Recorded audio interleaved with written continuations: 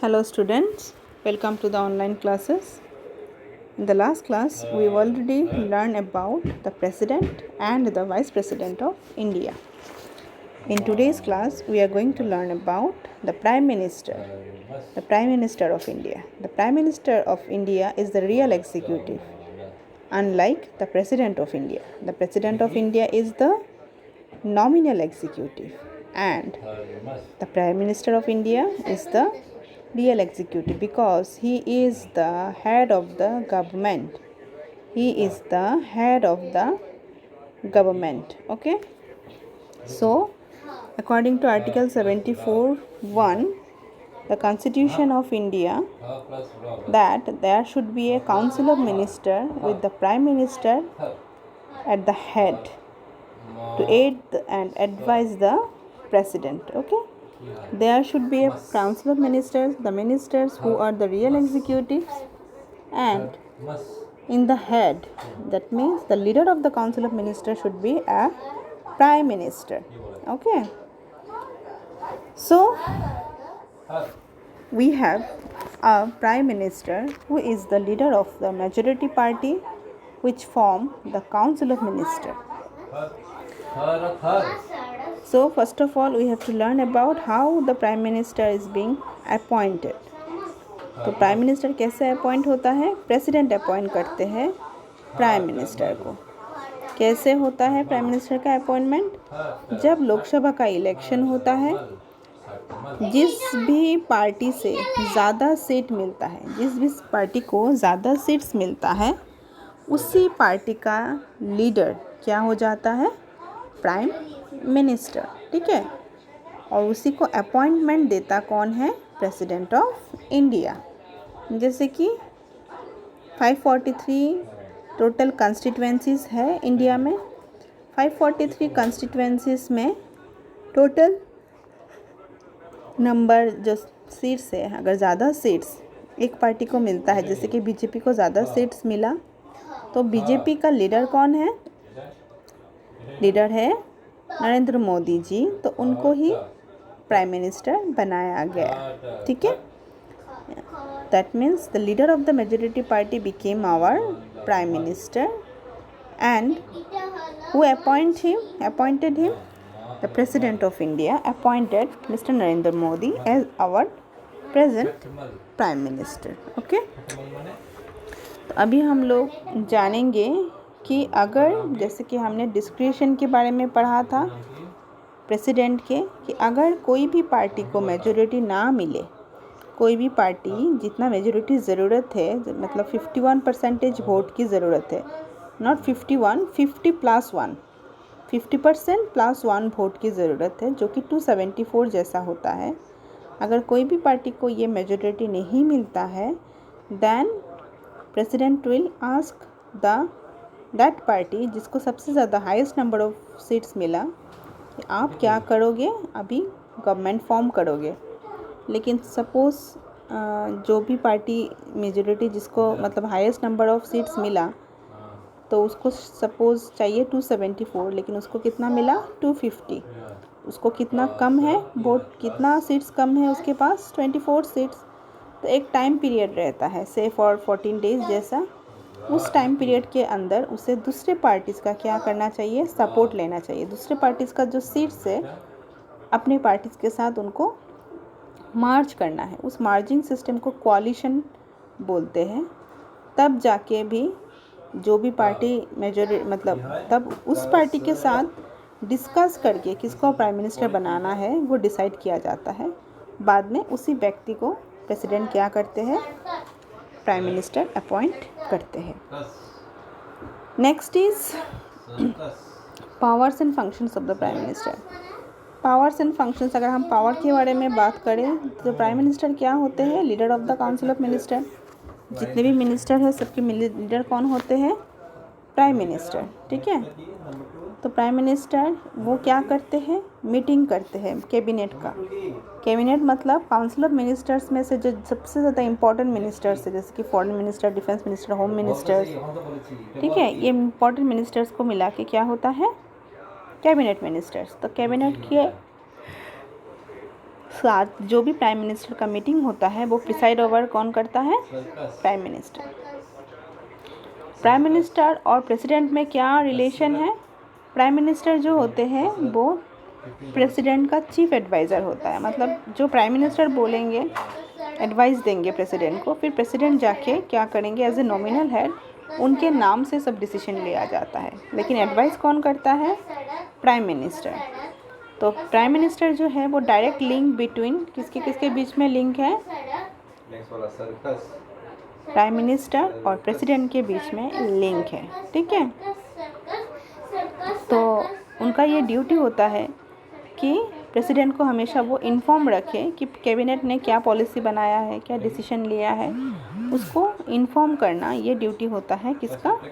Prime minister का, ठीक है। तो प्रेसिडेंट को अगर कोई भी डिसीजन अच्छा नहीं लगता है, उनको ठीक नहीं लगता है, तो he can send back the decision for reconsideration of the by the cabinet उसके बारे में फिर से सोचे, इसके लिए वो सेंड बैक भी कर सकते हैं। नेक्स्ट, अगर हम प्राइम मिनिस्टर एंड पार्लियामेंट के बारे में बोलें तो पार्लियामेंट जो है लोकसभा में जो पार्टी मेजोरिटी जिसको मिलता है, मेजोरिटी ऑफ सीट्स मिलता है, उसी का लीडर ही होता है क्या? Prime minister. तो ये डायरेक्ट रिलेशन है प्राइम मिनिस्टर एंड पार्लियामेंट के बीच में, तो जो उनको लीडर भी बोला जाता है, ठीक है। पार्लियामेंट का भी लीडर बोला जाता है प्राइम मिनिस्टर को। तो प्राइम मिनिस्टर के ही आदेश में प्रेसिडेंट क्या करते हैं? पार्लियामेंट का जो सेशन है उसको समॉन करते हैं, प्रयोग मतलब उसको स्थगित कर देते हैं, या फिर डिज़ोल्व मतलब भंग कर देते हैं। मतलब लोकसभा को, पार्लियामेंट में अगर कोई भी जो फंक्शन है वो अगर स्मूथली नहीं चल रहा होगा, तो in the advice of prime minister the president can summon prorogue the parliament and dissolve the Lok Sabha, ठीक है। प्राइम मिनिस्टर क्या करते हैं? गवर्नमेंट जो भी पॉलिसी बनाते हैं उसको पार्लियामेंट में डिफेंड करते हैं, जैसे कि बजट हो गया या फिर कोई भी लॉ बनता है, तो लॉ जो है वो अल्टीमेटली गवर्नमेंट मतलब एग्जीक्यूटिव ही पुट फॉरवर्ड करते हैं। तो पार्लियामेंट में उसको पास करवाना पड़ता है। क्यों पास करवाना पड़ता है? बिकॉज पार्लियामेंट में अपोजिशंस भी रहते हैं, तो पास करने के लिए जितना मेंबर्स की ज़रूरत है उनको अपने कॉन्फिडेंस में लाने के लिए प्राइम मिनिस्टर क्या करते हैं? हमेशा अपने पॉलिसीज़ को डिफेंड भी करते हैं। कहाँ पे करते हैं डिफेंड? पार्लियामेंट में, लोकसभा में या फिर राज्यसभा में। Next is prime minister as the leader of the nation. Prime Minister is also the leader of our nation because he is the government, head of the government. तो head of the government मतलब जितना भी decision होता है government का, तो वो कौन लेता है? एक्चुअली में प्राइम मिनिस्टर ही लेते हैं। डिस्कस करने के बाद जो भी हमारे काउंसिल ऑफ मिनिस्टर्स हैं उनके साथ डिस्कशन में क्या होता है? प्राइम मिनिस्टर डिसीजन लेते हैं फॉर आवर कंट्री।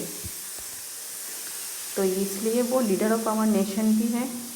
अगर कोई भी फॉरेन पॉलिसी फॉर्मुलेट करना हो दूसरे देश के साथ, उनको भी फॉर्मुलेट करना, ये भी काम होता है किसका? प्राइम मिनिस्टर का, ठीक है। तो ये तो पावर्स एंड फंक्शन है। पोजीशन जो है प्राइम मिनिस्टर का, पोजीशन ये है कि प्रेसिडेंट का डिस्क्रिशनरी रोल है, लेकिन रोल होने से भी वो प्राइम मिनिस्टर के ऊपर कभी नहीं जा सकते। Prime minister is the real head, real government. तो प्राइम मिनिस्टर के पास अथॉरिटी होता है कि वो अपने कोalition पार्टनर के जो बात है वो माने या ना माने, ये उसके ऊपर होता है। नेक्स्ट, प्राइम मिनिस्टर क्या कर सकते हैं? Choose the minister. अपना जो काउंसिल ऑफ मिनिस्टर या फिर कैबिनेट मिनिस्ट्री में कौन आएंगे, कौन से मिनिस्टर्स होंगे, तो इनके लिए डिस्कशन भी कौन करता है? प्राइम मिनिस्टर करते हैं। नेक्स्ट इज जो प्राइम मिनिस्टर होता है वो गवर्नमेंट के जो प्रोग्राम्स होते हैं, ठीक है, पॉलिसीज बनाना, फॉर्मुलेट करना, ये सब कुछ कौन करता है? प्रेसिडेंट करता है, प्राइम मिनिस्टर करता है। लेकिन प्राइम मिनिस्टर ये सब काम अकेले नहीं कर सकते हैं, उनको अदर मिनिस्टर के साथ मिल के with discussing with the other ministers he can take the decisions. Next is the union council of ministers. जो यूनियन काउंसिल ऑफ मिनिस्टर्स है मतलब कुछ इम्पोर्टेंट मिनिस्टर्स जो प्राइम मिनिस्टर के साथ क्या होते हैं, देश को चलाते हैं। Council of ministers are the real head, मतलब along with the prime minister. जो प्राइम मिनिस्टर है वो भी part of council of minister है। Actually he is the leader, मतलब वो हेड करते हैं काउंसिल ऑफ मिनिस्टर को। तो काउंसिल ऑफ मिनिस्टर जो है वो फॉर्मेशन कैसे होता है, प्राइम मिनिस्टर खुद फॉर्म करता है अपना काउंसिल ऑफ मिनिस्टर, ठीक है। वो खुद फॉर्म करते हैं अपना काउंसिल ऑफ मिनिस्टर्स। मतलब सपोज़ 543 कॉन्स्टिट्यूएंसीज़ में सपोज़ जो अभी गवर्नमेंट है, जो बीजेपी है, मैं जस्ट एग्जांपल के तहत बोल रही हूँ। बीजेपी को से सपोज़ मिला है टोटल 320 सीट्स, ठीक है। सीट्स मतलब 320 जगह पे बीजेपी विनर हुआ है। तो मतलब 320 एमपीज़ आया होगा। एमपी मतलब members of the parliament, because जो जीतते हैं वो एमपी होते हैं। लेकिन सबको तो इम्पोर्टेंट मिनिस्ट्री नहीं मिल सकता है। इम्पोर्टेंट मिनिस्ट्री मतलब मिल सकता है सपोज़ पकड़ लीजिए आप लोग 65 to 70 मतलब एमपीज़ को इम्पोर्टेंट मिनिस्ट्री मिल सकता है। तो 65 and 70 मतलब आउट ऑफ 320 कितने जिन लोगों को वो चूज़ करेंगे, मतलब कितने जन लोग वहाँ से मतलब 320 में से कितने लोग काउंसिल ऑफ मिनिस्टर्स में आएगा, ये डिसीजन कौन लेता है, प्राइम मिनिस्टर, ठीक है। ये डिसीजन कौन लेता है, प्राइम मिनिस्टर। तो ये प्राइम मिनिस्टर का काम होता है कि वो मेजर जितना भी कम मतलब मिनिस्टर्स है, जितने भी एमपीज़ है, उनमें से जो इम्पोर्टेंट है, जो पर्सन को किस पर्सन को कौन सा मिनिस्ट्री देना है, वो डिसीजन लेता है प्राइम मिनिस्टर। और अभी जो आता है वो है size of council of minister. Size कितना होगा, 15% से ज़्यादा नहीं हो सकता। लोकसभा में जितना टोटल मेंबर है, लोकसभा में सपोज से 543 मेंबर्स है, उससे 15% होना चाहिए। उसका जो 15% है वो होना चाहिए काउंसिल ऑफ मिनिस्टर का नंबर, उससे ज़्यादा नहीं हो सकता, ठीक है। उससे ज़्यादा नहीं हो सकता।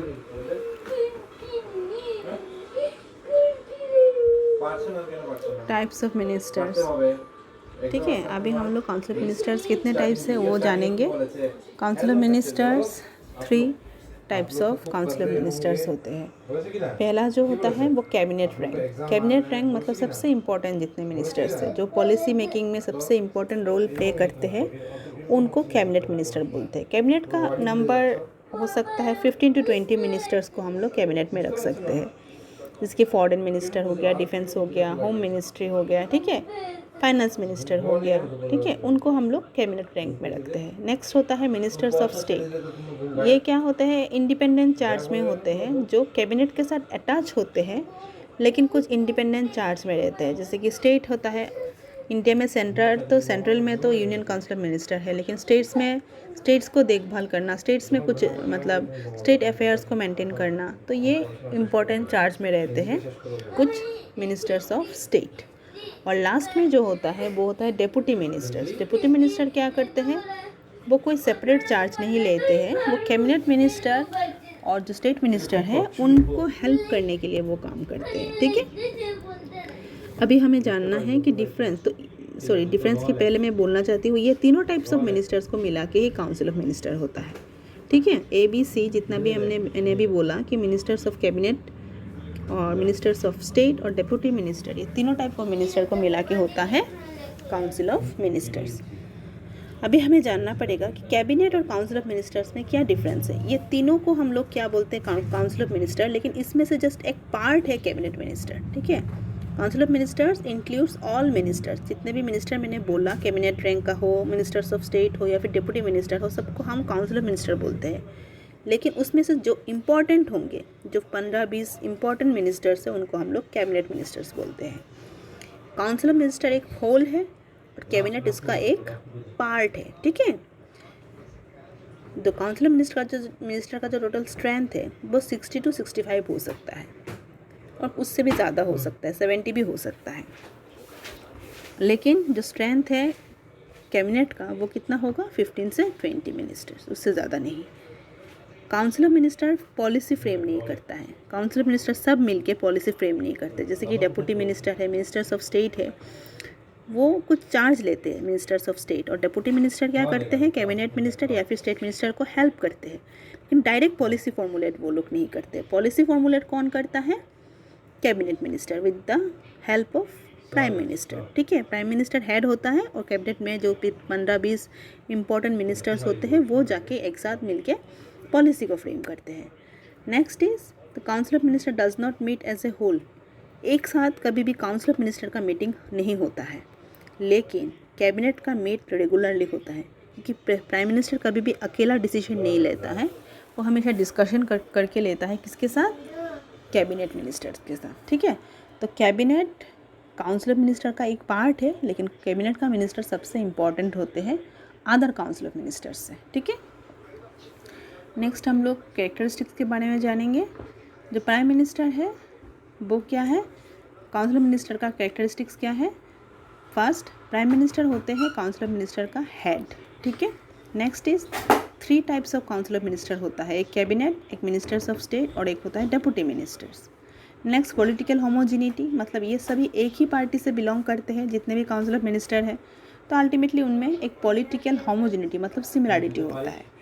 नेक्स्ट इज होमोजिनिटी का मतलब है सिमिलरिटी, मतलब एक दूसरे के मतलब ढाल में ढल जाना, ठीक है। जो एक अगर कोई लीडर जो बोलेगा, मतलब लीडर के सांचे में ढांचे में वो लोग ढल जाते हैं, because they are belong to same party, तो उससे उनका एक पॉलिटिकल जो आइडियोलॉजी है वो सेम हो जाता है।